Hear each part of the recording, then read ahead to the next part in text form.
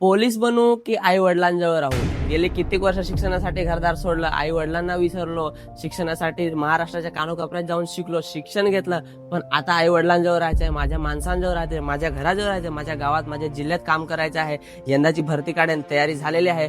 भरती काढून पोलीस बनेन, माझ्या जिल्ह्यामध्ये माझ्या माणसांची सेवा करेन, माझ्या जिल्ह्याच्या कायदा सुव्यवस्था टिकवेन, असं बऱ्याच आपल्या विद्यार्थ्यांचं स्वप्न होतं. पण मात्र जेव्हा शासनाने जी पोलीस भरतीची यादी दिली त्याच्यामध्ये पूर्ण विद्यार्थ्यांच्या स्वप्नाची राख रांगोळी झाली. तयारी तर पूर्ण झालेली आहे. गेले कित्येक वर्ष, 4 वर्ष 5 वर्षापासून मेहनत करतोय, भरती तर काढेल, पण माझ्या गावामध्ये माझ्या माणसांजवळ जे भरती करून जे काम करायचे जे स्वप्न होतं, जे माझ्या जिल्ह्यामध्ये वर्दीमध्ये राहायचं स्वप्न होतं, ते मात्र स्वप्नाचे स्वप्नच राहणार. पुन्हा एकदा एक प्रश्न पडलाय की आई वडिलांजवळ राहून की लहानपणापासून जसं बाहेर राहिलेलो आहे तसंच आई वडील सोडून बाहेर नोकरीसाठी जाऊ. लहानपणी शिक्षणासाठी लांब गेलो, आता नोकरीसाठी पण लांब जावं लागेल.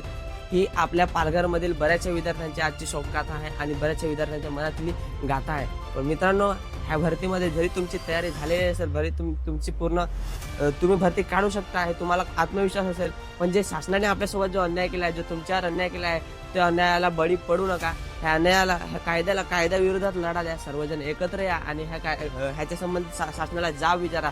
बरेचसे विद्यार्थी अकॅडमी लावतात, बरेचसे शिक्षक आहेत अकॅडमीला शिकवतात.